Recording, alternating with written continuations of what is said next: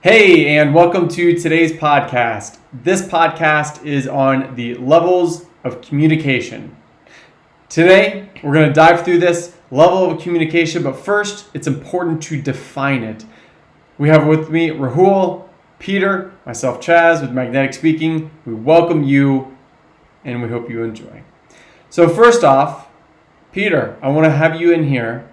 Let's define the levels of communication. So, what are levels of communication? Basically, whenever you're communicating at work, you're communicating at two levels. One is the details, two is the strategy level. So if you hear yourself talk at work, just pay attention to where you're at. If you find yourself, whenever you're asked a question, to be rambling, going into the weeds, talking about very, very small pieces of the puzzle, then you're most likely communicating at the details level. And there's nothing wrong with that. Sometimes you have to talk details. However, if you want to move up the ladder, if you want to get access to the executive suite, if you want to become a director, VP yourself, then you need to showcase your strategic communication level, which is an abstraction of that details. You go higher, and instead of talking about one thing, you can talk about a system. Instead of talking about one little activity, you can talk about how this activity connects with everything else in the company. And that's called strategic communication. And when people are looking at a leader, they're looking at somebody who can navigate the landscape, not just figure out, the silo they're in. And to be able to navigate the landscape, then you need to be able to talk about the landscape, and that's strategic communication. Thank you for that, Peter. And why is it important to talk about that? Why does it matter? Because as a leader, you're not doing one little task. As a leader, you're expected to direct a group of people to achieve a strategic outcome. So that's why if you can't communicate at the strategic level, then it's hard to see you or imagine you being able to move and channel the energies of people in one direction, or a group of peoples or a group of departments in one direction. And unfortunately, even if you are capable, if you're smart, if you're knowledgeable in your areas of expertise, if you can't communicate at a strategic level, then the people around you will not have the confidence in your ability to lead them if you can't give them the big picture view. Thank you for that, Peter. And I want to bring Rahul in here for this next question of how often should people be talking in the details versus talking strategic? So let's say we have individual engineer, right? And they are hands-on everyday developing.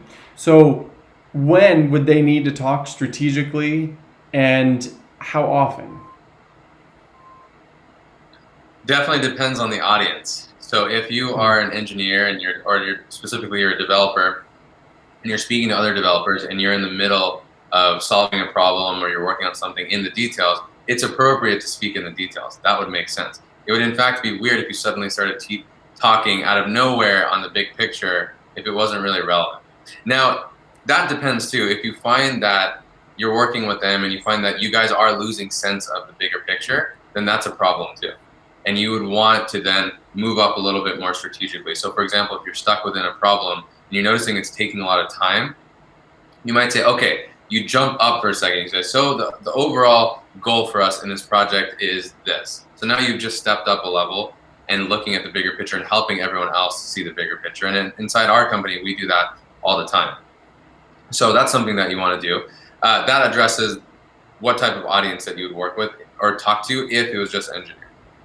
If you're presenting your project to maybe your two managers up, your VP of engineering or something like that, you probably are not, it's probably not best for you to go all the way into, and this is what we did last night to make sure this server issue was fixed, et cetera, et cetera. That would be too much detail.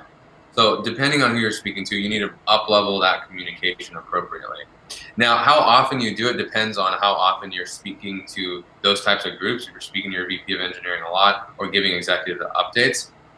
If you're an engineer that wants to become an engineering lead, engineering manager, then you need to be increasing the amount of time and frequency that you are speaking at a strategic level, especially with your one-on-ones with your manager. Because if you're giving super detailed updates to your manager every single time, that's also not good. Now, that depends. Some managers, especially in engineering, are more hands-on. They want to know specific details because they were an engineer before.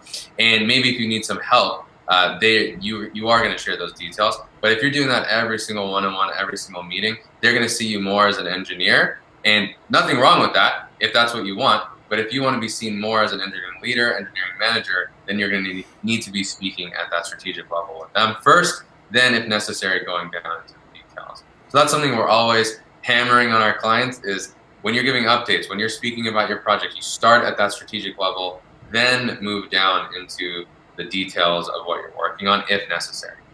Okay, thank you for that. And so can you give me an example of, so to give you a little background of what I'm going on here, you explained it like a book, right? So can you give that example? Because that really stuck out in my mind.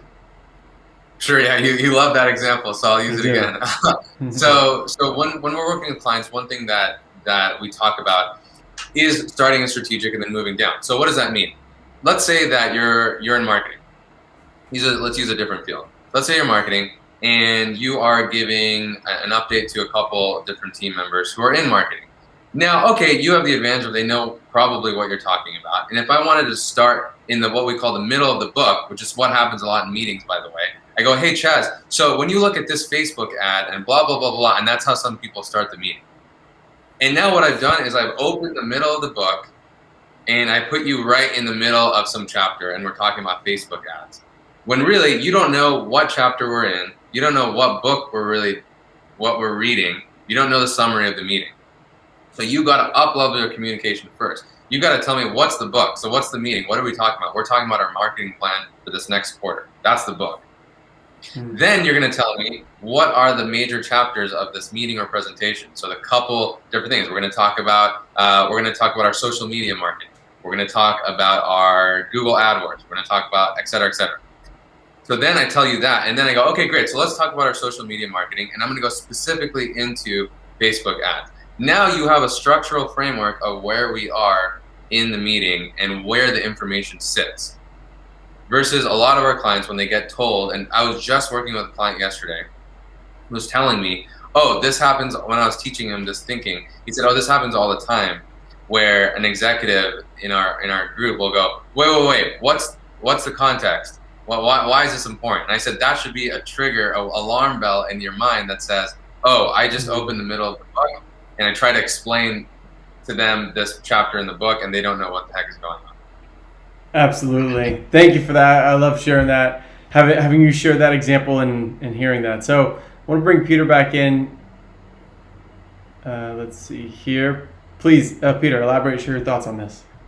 I love that example. I love it, love it, love it. This is like deja vu scenario with a lot of our clients who come to us and that's how they begin their meetings or they respond to a question. And when we ask our clients, why do you do that? They say, oh, but I don't want to bore them with the details. I don't want to give them obvious information. And you shouldn't look at it that way. It's not obvious information. What you're doing is you're orienting your listeners.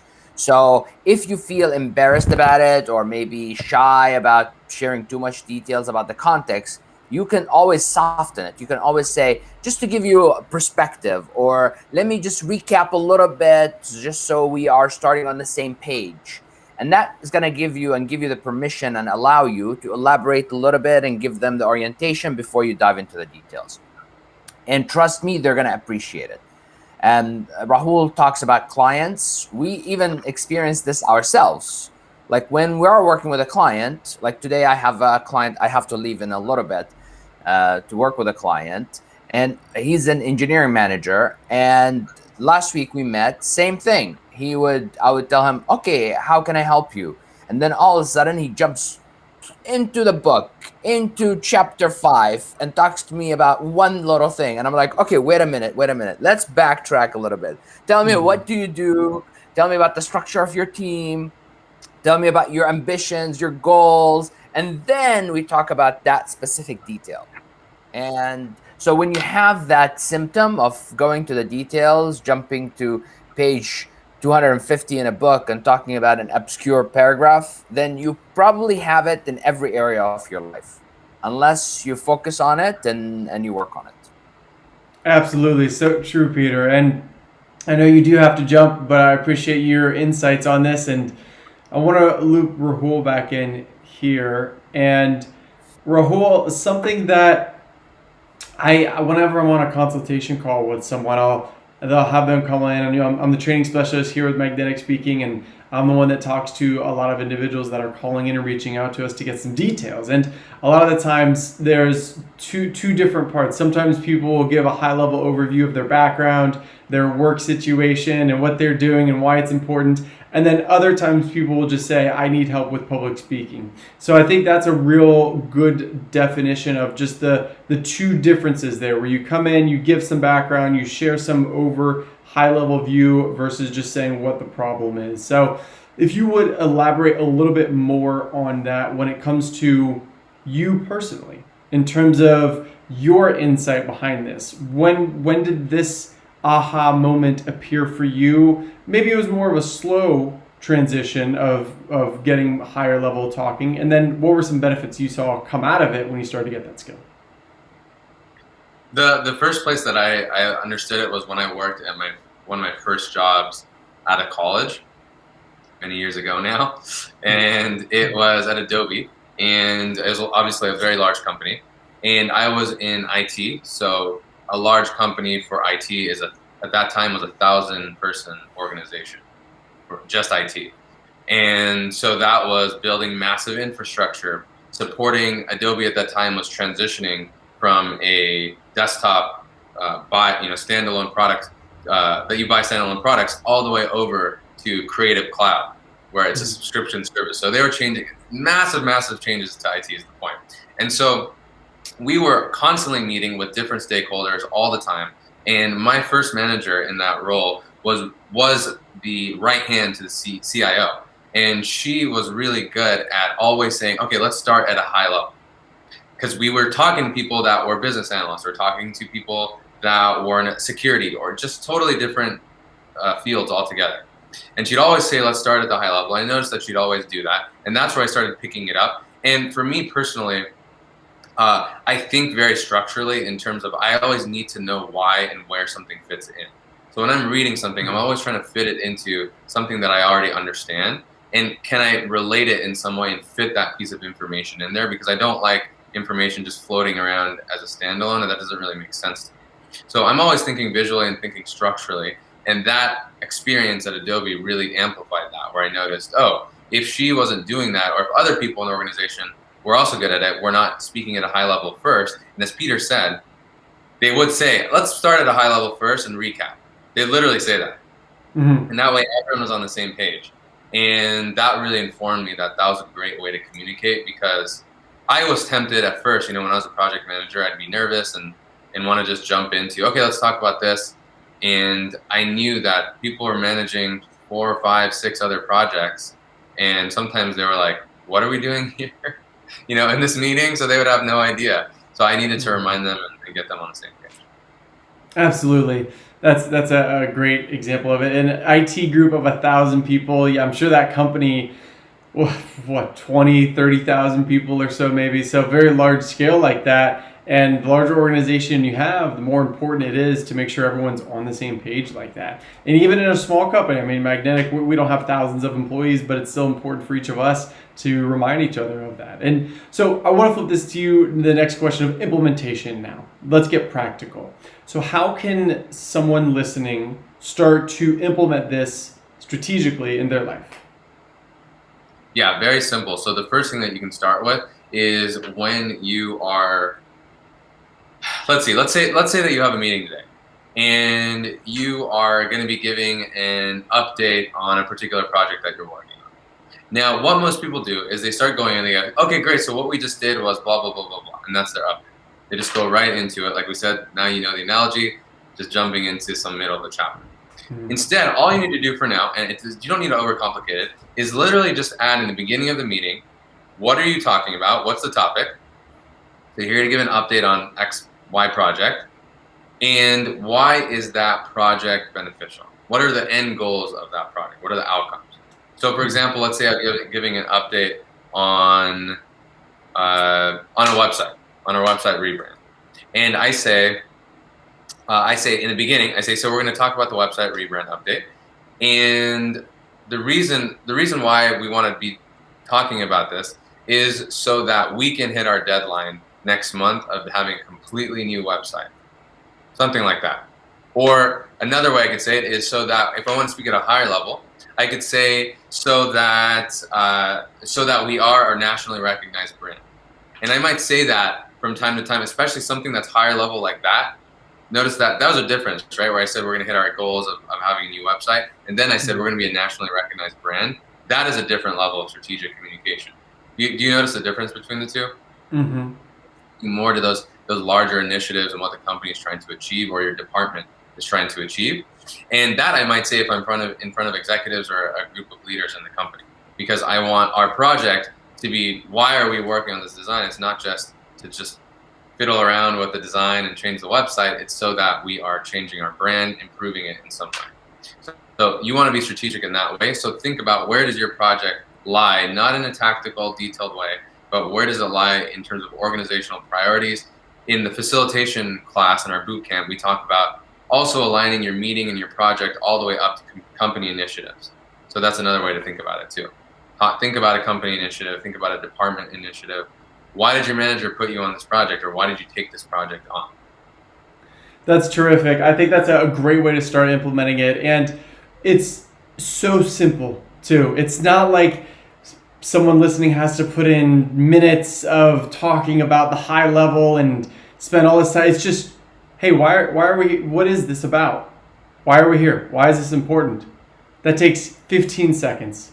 And immediately you start the meeting off with those 15 seconds every time. That's just pushing you one bit more into a strategic communicator. Well, right. Thank you for... Oh, yeah, go ahead. So what's that? That's what we worked on this week in class. That's right. Well, thank you for sharing your insight, Rahul. And Peter did have to jump, but we appreciate his insight as well. For those of you who are listening, what is your feedback? What are your thoughts here? Leave a comment. Share what is the most insightful piece you got from this. We'd love to hear from you. Other than that, we will catch you next time. Bye for now.